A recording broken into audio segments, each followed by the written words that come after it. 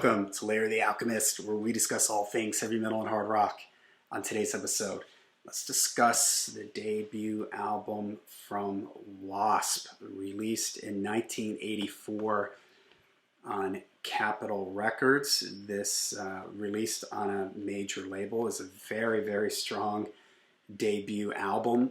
And when I made my video way back early in my channel, I'll try to remember to link it below, my favorite LA glam hair metal bands, a lot of people asked why wasn't W.A.S.P on my list, and honestly it's because for some reason I don't think of W.A.S.P as being one of these bands from the LA Strip. Even though that's where W.A.S.P came from and came up through, they don't have that same feel and sound to me. They are much darker, more sinister sounding. Blackie's vocals are a lot more aggressive and grittier and have an edge to them that really none of the other bands right around this time had a sound like this. And I've always really liked bands from that era, from LA, but that had a bit of a darker, more evil sound, if you will, to them. In fact, I've been wanting to make a video of darker, heavier LA glam hair bands. And so it's for that reason that I never really, for some reason, think of W.A.S.P. I always just sort of have them in a separate category. They almost sound more European than they do like they're from LA. And so they did come up through that scene, though, and it was their over-the-top stage show with blood and the throwing raw meat into the crowd and the outfits and everything, kind of taking the Kiss aesthetic, but taking it kind of one step further and a little more darker, intense direction. I've always kind of think of Blackie Lawless too. He reminds me of like Gene Simmons with his stage presence. He's a very tall guy, just like Gene, and with the boots and everything. And the times that I've seen W.A.S.P live, at least once, I think I might have seen them twice. You know, he has this very imposing kind of figure, and the way he is on stage just always kind of reminded me of Gene Simmons, you know, the Demon. And so for me, it's their more aggressive sound and Blackie's voice. That's what really makes them stand out from the pack for me. And this would be a very successful album for them. It would eventually go gold. And I've talked about on the channel how it was college radio that exposed me to a lot of the metal bands. And they used to play a lot of W.A.S.P on their station. This debut album came out really strong also. And part of that was because the advanced single for the record was this song, Animal F star star K. You fill in the blanks like a beast. And this got all kinds of, quote, negative attention, although you know, you could say there's no such thing as bad publicity, especially back in this era. The PMRC, who, for those who may not know, the Parents Music Resource Group, which was this group of parents, wives of senators and congressmen that were getting together, and they wanted to put warning labels on records and all this stuff. And famously, Frank Zappa and Dee Snider went to appeared before Congress or something, you know, representing the side of rock and roll. And they had a list of the Filthy 15, which were like these outrageous albums that these moms were just totally up in arms over. And this was one of them. And it's easy to understand why, you know, when you read the lyrics and everything. And by today's standards, this is really kind of quaint. But back then, man, this was really outrageous to have something with a curse word in it like that. And as a young kid, hearing something like that, it just seemed so crazy and rebellious and just out there.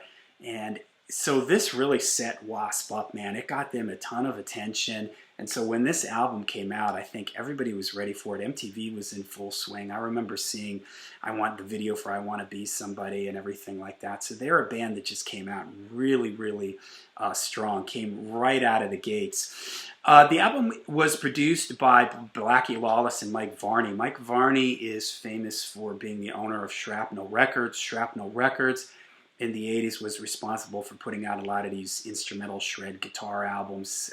Jason Becker, Marty Friedman, Richie Kotzen. He discovered Yngwie Malmsteen, brought Yngwie over, put him in a band called Steeler. And the production on this album is just great. And I was actually surprised to see Mike Varney's name on this, because a lot of the Shrapnel Records releases kind of have a lo-fi quality to them. I wouldn't say that they're super well. They're not badly produced, but they're not really well produced. Maybe it's because this was on Capitol Records. They had more of a budget, but this is a really nice, warm-sounding record. I was jamming the vinyl here before I made the video. It's super punchy. Just sounds really, really great. Love it. All right, so we got Blackie Lawless on bass and vocals. I already talked about Blackie's vocals and how cool and unique they are. Chris Holmes and Randy Piper on guitar, Tony Richards on drums. The guitar playing on the record is great. They've got a cool two-guitar thing. Chris Holmes, of course, has become this legend. If you've seen the Decline of Western Civilization, the metal years, that scene with him in the pool on the float, pouring Jack Daniels down his throat and all over his head, is just the stuff of legend. The album consists of all very well crafted, short and to the point songs. Every song except for one, the song Tormentor clocks in at 4 minutes and 10 seconds. Every other song is almost the same length. They're all like 3:30 to 3:45, 3:50. In fact, I think there's 2 songs on here. Yeah, Sleeping in the Fire and B.A.D. are both the exact same length at 3 minutes and 56 seconds. So, and there's a bunch of them that are within a couple seconds of each other. 3:43 is I Want to Be Somebody. L.O.V.E. Machine is 3:51. The Flame is 3 minutes 41 seconds. So very much in the style of the LA bands. The songs are very short and to the point, but they're all very catchy. They're all very well written. Interesting side note, they were managed at this time by Rod Smallwood, who was the manager of Iron Maiden. It's hard for me to pick a favorite song on this record because I think all the songs are great in it. If I was forced to, I wouldn't really call it a complaint, maybe a wish. I wish maybe there was a little bit more variety in the tempos of the songs. There's a lot of the songs that kind of have the same feel, but like I said, all the songs are great, so no major complaint. One of my favorite songs on the album is Sleeping in the Fire, which is a heavy ballad. It's just a great song. I love the chorus in it, and I think because it is a different speed and a different tempo than the other songs, it stands out on the record. Maybe they could have had another one that was like a mid-tempo song, you know, somewhere in between Sleeping in the Fire and all the other ones, but I'm not complaining because all these songs are great. If I had to pick ones that are my favorites, I'd probably say I Want to Be Somebody because I remember the video. I remember hearing it on college radio. It was the first W.A.S.P song that I heard. I also really love L.O.V.E. Machine. Again, these songs all have great choruses in them, great guitar hooks and everything. B.A.D. is cool. I like School Days. Maybe that's, if I had to say my least favorite on the record, that might be it. Hellion, love that one. That one's fantastic. I mentioned Sleeping in the Fire already. That one's great. Tormentor is another favorite.